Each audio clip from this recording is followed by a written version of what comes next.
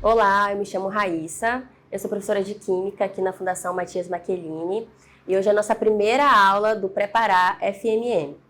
O conteúdo da nossa aula de hoje são as propriedades da matéria.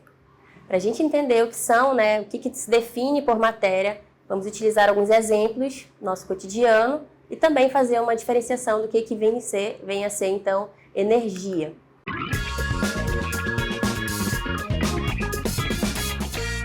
Tanto a química quanto a física, a matéria é um campo de estudo dessas duas ciências. Enquanto a química vai se preocupar em estudar a composição e as transformações da matéria, a física vai estudar as suas interações. Temos como exemplo de matéria a água, o ar, o leite, as montanhas, as cidades, os prédios, as pessoas de modo geral são exemplos de matéria. E como exemplo de energia, luz, calor, som. A energia ela vem um pouco mais para a física do que para a química, tá bom?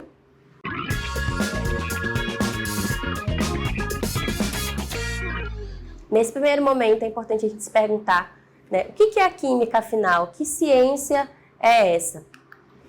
Por definição, podemos entender que a química ela vai estudar aí a composição e as transformações da matéria. Só que quando a gente fala matéria e não exemplifica, acaba ficando muito vago e o aluno acha que é algo muito abstrato na mente dele. Então, no nosso cotidiano, a gente tem diversos exemplos de substâncias, como eu falei anteriormente. Mas alimentação, combustíveis, tintas, toda a parte de medicamentos que se desenvolveu historicamente, tá bom? Que vem proporcionando uma melhor qualidade de vida para as pessoas. A indústria têxtil, todo tipo de roupas que nós utilizamos, moletões, roupas de academia, roupas de trabalho, roupas de frio. Tudo isso depende do conhecimento da ciência e também depende do conhecimento da química, para que a gente saiba quais substâncias nós vamos utilizar, e qual vai ser o processo que vai ser utilizado também, como é que vai ser a otimização desse processo. E os plásticos, que a indústria dos plásticos, a gente vai no supermercado hoje, nós somos rodeados por as famosas Tupperware. Muitas vezes a gente faz a aquisição desses produtos sem nem necessariamente utilizar. Essa ciência, a aplicação dessa ciência tem esses diversos produtos no nosso dia a dia, mas pouco se preocupou no início na destinação, depois que eles não fossem mais utilizados, qual seria o destino desses produtos. Então a imagem da química muitas vezes ela é vista como negativa por conta disso. Exemplo, a exploração do petróleo. Nessa exploração de você extrair o óleo do subsolo, seja em alto mar, seja em terra, ocorrem alguns derramamentos de petróleo bruto em alto mar, por exemplo. Isso acaba prejudicando a fauna e a flora, tá? Os combustíveis, de modo geral, um acidente acaba tendo ali derramamento de combustível na estrada, isso afeta o solo ou águas próximas ali, igarapés, Os plásticos, que são grandes vilões também. Nós utilizamos diversos plásticos no nosso dia a dia. Mas e depois que nós utilizamos, esses plásticos vão para onde? Mas aí também é papel da ciência buscar formas de causar menos impactos ao meio ambiente. Então, pensar também em processos onde a gente possa diminuir os impactos no meio ambiente. Esse estudo das transformações da matéria ele se divide tanto no campo físico quanto no campo químico. Vamos, por definição, então, entender o que seria o fenômeno físico, tá? A gente vai envolver apenas a alteração no estado de agregação da matéria. Aquela famosa ilustração que a gente vê nas aulas de ciências, sólido, líquido e gasoso.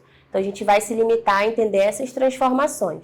Não vai ter alteração da composição da matéria, tá? Então, por exemplo, a água, quando ela passa da fase sólida para líquida, ela está apenas tendo uma alteração no seu estado de agregação e não na sua composição. Quando a gente pensa em um fenômeno ou uma transformação química, aí a gente já pensa em alterar a composição dessa matéria. A água ela pode ser sintetizada ou decomposta nos gases hidrogênio e oxigênio. Então eu já tenho aí uma transformação, uma substância ou várias substâncias se transformando em novas substâncias, tá? E aí existem condições adequadas para esses processos acontecerem. Aí essa parte já são os conteúdos mais lá para frente, tá bom?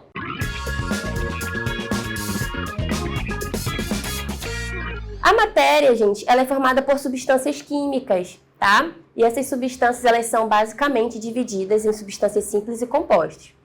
Professora, o que vem a ser, então, uma substância? Como que a gente pode conceituar, né? Substâncias vai ser um arranjo específico de átomos que vão ter aí um arranjo geométrico específico. Os átomos não só se combinam em uma quantidade específica também, né? Mas em uma orientação espacial. Então, existe um modelo molecular que vai explicar como é que essas ligações são feitas e também que tipo de ligações são estabelecidas entre esses átomos. Existe um instrumento chamado tabela periódica que muitos alunos se desesperam ao olhar, porque lá temos símbolos de 118 elementos e a gente pode chegar a pensar que todos esses elementos se combinam. Então, a gente teria aí mais substâncias do que nós já temos, mas não. Para que esses átomos possam vir a se combinar e formar substâncias, eles precisam ter afinidade química, tá?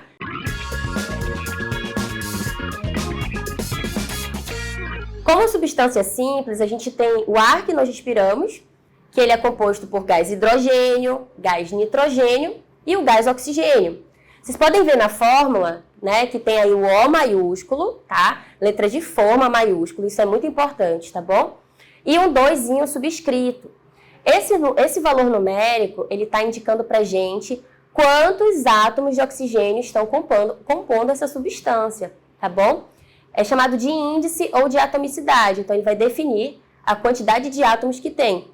Então, essa representação ela é chamada de fórmula, tá bom? Então, a molécula do gás oxigênio ela tem 2 átomos de oxigênio. Os outros exemplos aí é apenas o símbolo, ferro, alumínio, neônio. Então, eles são representados por uma letra maiúscula de forma, seguida, nesse caso, de uma letra minúscula, tá bom? A forma como a gente escreve, ela é extremamente importante, porque isso é uma linguagem universal. Se eu escrevo ferro aqui no Brasil, qualquer pessoa em outro lugar do mundo vai entender, né, se ela tiver um conhecimento básico de tabela periódica, obviamente, que esse símbolo se refere ao átomo de ferro. Então, uma barra de ferro é um exemplo de uma substância simples, porque nessa barra de ferro vão ter apenas átomos de ferro.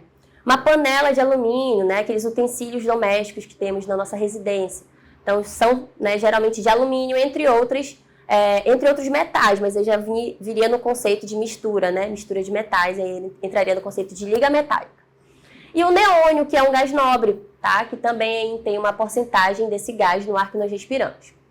Quando a gente olha para as substâncias compostas, vocês podem ver que aparecem vários numerozinhos, né? Então, a gente tem aí a substância mais conhecida por todos nós, que é a água. A água, ela tem aí, então, 2 átomos de hidrogênio para 1 átomo de oxigênio. O valor 1, né, do átomo de oxigênio, ele não aparece, tá bom? Então, toda vez que tiver apenas um átomo, tá? Na composição dessa substância, não precisa representar, tá bom? Não é facultativo, pode ou não pode, aqui não é para representar, ok? Então, a partir de 2 átomos, esse valor, ele vem no canto direito, subscrito, tá? É importante evidenciar isso porque muitos alunos erram na representação e assim, né, na leitura da fórmula da substância. Existem também critérios, tá bom? Isso a gente vai aprender mais lá na frente. Qual é a ordem dos elementos para poder, né, a gente escrever a fórmula. Não pode escrever OH2, estaria incorreto. Existe uma organização que se chama IUPAC que regulamenta como que as fórmulas devem ser representadas, tá bom? Então é importante que a gente aprenda da forma certa. Uma substância muito conhecida também no nosso dia a dia é a famosa sacarose, né? O açúcar do cafezinho, né? Como vocês podem ver aí na imagem. Então, essa molécula é uma substância composta, assim como a água, que ela tem mais de um elemento químico na sua composição. Então, por exemplo, a sacarose tem 12 átomos de carbono, 22 de hidrogênio e mais uma combinação com 11 átomos de oxigênio. Então, tem 3, né, tipos de átomos diferentes. Cada um deles em quantidades, né, bem grandes, inclusive. Então, é uma molécula, né, grande, uma macromolécula, podemos dizer assim. E outro exemplo é o CO2, tá? Um carbono para 2 oxigênios. O exemplo dessa substância são os extintores, tá? CO2. Bom, essas são as principais propriedades da matéria, divididas em propriedades gerais, organolépticas, químicas e físicas.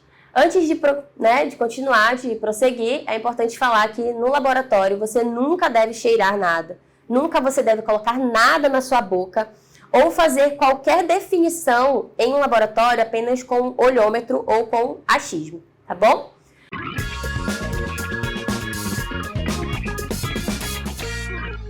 São consideradas, então, propriedades gerais da matéria: inércia, massa, volume, impenetrabilidade e divisibilidade. Muitas dessas propriedades, elas acabam se confundindo com propriedades físicas, tá? Mas elas são propriedades gerais da matéria. São com as propriedades organolépticas que nós temos que ter bastante cuidado. Olfato, né? Paladar, o tato, a visão, a audição. Principalmente o paladar, o olfato e o tato, tá bom? No laboratório é muito comum querer cheirar os recipientes, provar as substâncias. Não pode, tá? Porque as substâncias, né, elas têm aí um grau de periculosidade que pode causar danos à nossa saúde, ok? A gente vai focar o nosso estudo em duas propriedades, obviamente, a química e também se basear nas propriedades físicas da matéria. Densidade, ponto de ebulição, ponto de fusão, tá? E uma outra propriedade que não está descrita aí, que é a solubilidade, também muito importante para a gente entender como que as substâncias interagem umas com as outras. E uma propriedade química, né, que a gente pode ter aqui, algumas propriedades químicas que a gente pode ter como exemplo é combustível, oxidável, explosiva, corrosiva, tá? Então, nessas propriedades a gente já consegue identificar por esses termos que vai haver uma transformação, uma substância vai se transformar em outra, né? Vai ocasionar, então, assim, uma reação química.